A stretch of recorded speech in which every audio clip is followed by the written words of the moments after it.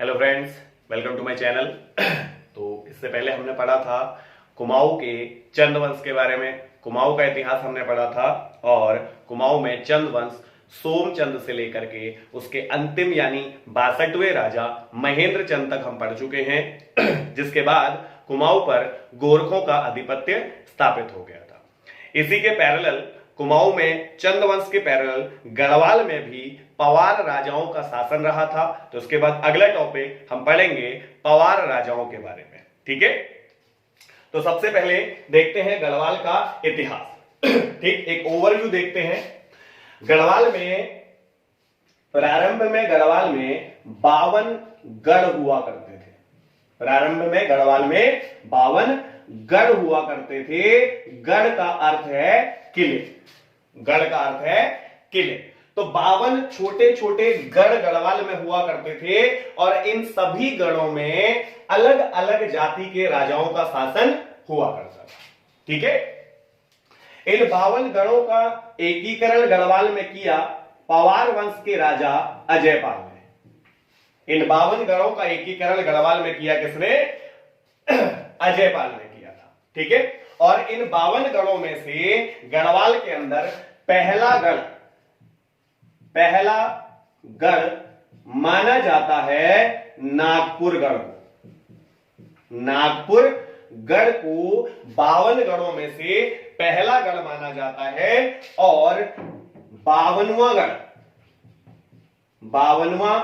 गढ़ लोदनगढ़ को माना जाता है। ठीक है, प्रारंभ में गढ़वाल में, पहले गढ़वाल का इतिहास देखते हैं, एक ओवरव्यू। गढ़वाल में 52 गढ़ यानी कि किले थे। इन 52 गढ़ों को एक करने का काम किया था अजयपाल ने। ठीक, और इन 52 गढ़ों में से पहला गढ़ माना जाता है नागपुर गढ़ को और 52वां गढ़ माना जाता है लोदनगढ़ को। ठीक है, इसके अतिरिक्त कुछ प्रमुख गढ़ जो गढ़वाल में हुआ करते थे, जैसे नागपुर गढ़ जो था आपका, ये जौनपुर टिहरी में स्थित था। नागपुर गढ़ कहां स्थित था? जौनपुर टिहरी में स्थित था। और लोदनगढ़ स्थित था पौड़ी में, जिसे कि 52वां गढ़ माना गया है। ठीक, इसके अतिरिक्त उप्पूगढ़ जो कि कप्पू चौहान के कारण प्रसिद्ध हुआ, उप्पूगढ़ गढ़वाल के अंदर था। और इसके अतिरिक्त लखनपुरगढ़ जो कि कुमाऊं में स्थित था, यानी कि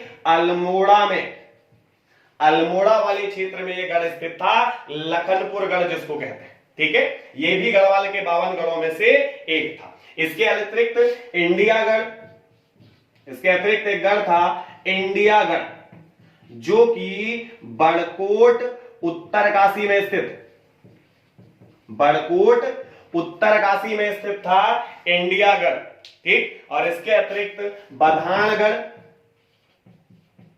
बधानगढ़ जो कि कुमाऊं और गढ़वाल की सीमा पर स्थित था। कुमाऊं व गढ़वाल की सीमा पर स्थित गढ़ था बधानगढ़। ठीक है, कुमाऊं गढ़वाल में हम बहुत सारे युद्ध भी पढ़ेंगे बधानगढ़ में। ठीक है, जो हमने कुमाऊं में चंद में पढ़े हैं और आगे पवार में पढ़ेंगे। ठीक, इसके अतिरिक्त सबसे फेमस चांदपुरगढ़, यह आदि बद्री के पास स्थित है। आदि बद्री के पास चमोली में स्थित है। और पवार वंशीय राजा, यानी गढ़वाल के इतिहास में हम जिन पवारों के बारे में पढ़ने वाले हैं, उन पवारों की प्रथम राजधानी भी रहा है चांदपुरगढ़। ठीक है, प्रारंभ में पवार राजाओं की राजधानी चांदपुरगढ़ थी, जिसे बाद में अजयपाल परिवर्तित करेंगे देवलगढ़ और फिर वहां से श्रीनगर लेकर के आ जाएंगे। ठीक है, इसके अतिरिक्त एक गढ़ था मानिलगढ़। इसके बारे में हमने कुमाऊं के इतिहास में भी पढ़ा था कि मानिलगढ़ जो है ये दूधातोली पर्वत श्रृंखला पर स्थित था। दूधातोली पर्वत श्रृंखला पर स्थित था। ठीक है, दूधातोली पौड़ी अल्मोड़ा और चमोली में स्थित है। तो दूधातोली पर्वत पर स्थित था मानिलगढ़, और मानिलगढ़ हमने कुमाऊं के इतिहास में पढ़ा था कत्यूरियों से संबंधित था। किसका गढ़ था? कत्यूरियों का गढ़ था। कत्यूरी अपने अंतिम समय में कहां स्थापित थे? मानिलगढ़ में स्थापित थे। ठीक है, मानिलगढ़ के अतिरिक्त एक और गढ़ जिसका नाम है मौल्यागढ़। मौल्यागढ़ ये स्थित था टिहरी में। मौल्यागढ़ स्थित था टिहरी में, और इस गढ़ का गढ़पति गंगू रमोला। इस गढ़ का गढ़पति कौन था? गंगू रमोला था। गंगू रमोला का नाम हम इसलिए ले रहे हैं क्योंकि टिहरी में सैम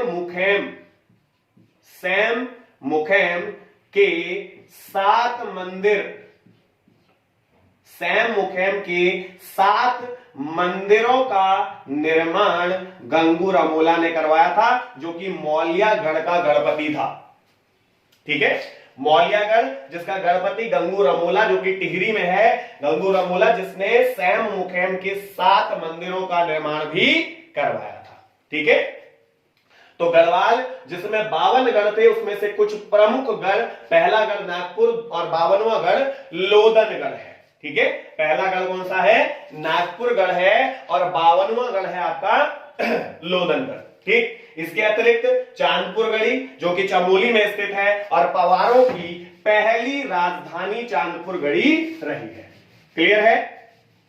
आगे डिस्कस करते हैं पवार वंश के बारे में, पवार वंश का इतिहास। उससे पहले देखेंगे पवार वंश की उत्पत्ति किस प्रकार से हुई है। ठीक है, उससे पहले देखेंगे पवार वंश जो है गढ़वाल का, या परमार वंश जो है, इसकी उत्पत्ति किस प्रकार हुई है। ठीक है, परमार वंश या पवार वंश की उत्पत्ति देखेंगे सबसे पहले कि किस प्रकार से इनकी उत्पत्ति हुई है। ठीक है, पवारों की उत्पत्ति। तो देखिए, पवारों की उत्पत्ति के बारे में कहा जाता है कि एक बार ऋषि वशिष्ठ और ऋषि विश्वामित्र के बीच युद्ध हुआ। ठीक, ऋषि वशिष्ठ और ऋषि विश्वामित्र के बीच युद्ध हुआ। तब ऋषि वशिष्ठ ने राजस्थान के आबू पर्वत पर तपस्या की।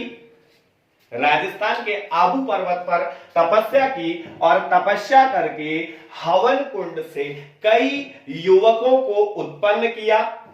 ठीक, हवन कुंड से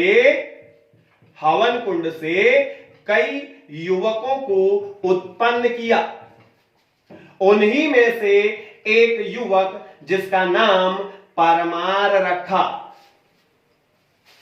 ठीक है, ऋषि वशिष्ठ ने आबू पर्वत पर राजस्थान के अंदर तपस्या की और हवन कुंड से कुछ युवकों को उत्पन्न किया युद्ध के लिए, जिसमें एक युवक कौन था?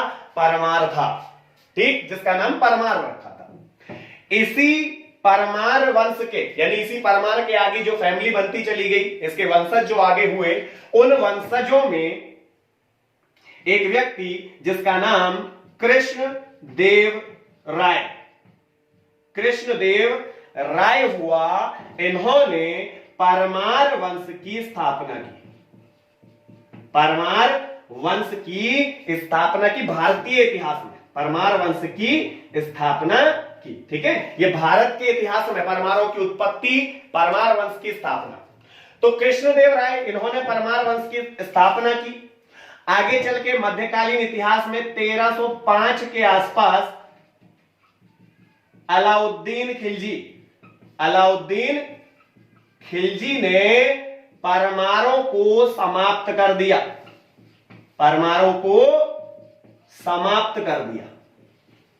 ठीक हो गया।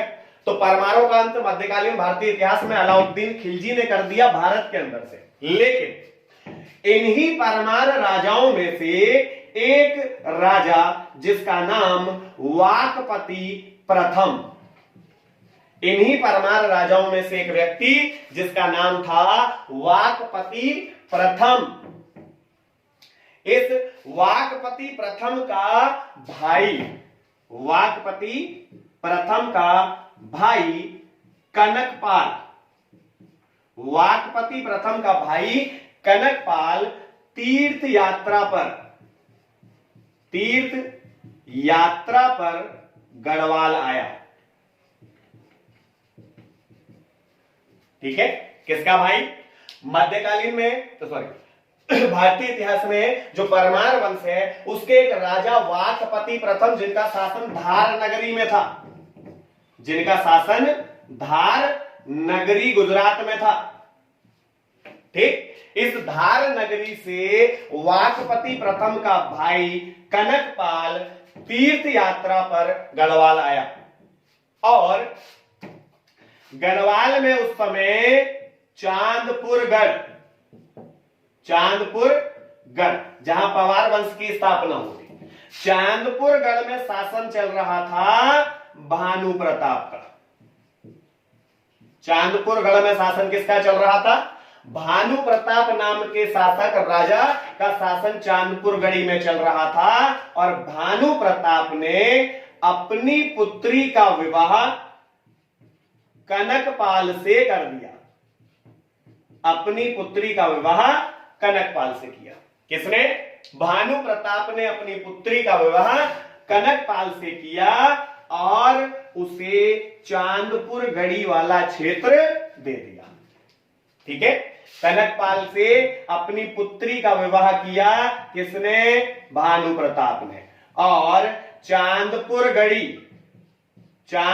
गढ़ जो था ये किसको दे दिया? कनकपाल को दे दिया। और यहीं पर कनकपाल ने 888 ईस्वी में, यहीं पर कनकपाल ने 888 ईस्वी में पवार वंश की स्थापना की या परमार वंश जिसको हम कहेंगे उसकी स्थापना की। ठीक है, तो इस प्रकार से परमारों की उत्पत्ति हुई और इन परमार या पवारों का उत्तराखंड के अंदर गढ़वाल में आगमन हुआ और चांदपुर गढ़ी से इनका शासन शुरू हुआ। किसके द्वारा? कनकपाल के द्वारा। ठीक है, तो इस प्रकार पवारों की उत्पत्ति हुई। नेक्स्ट हम देखेंगे कनकपाल पवार वंश का पहला राजा।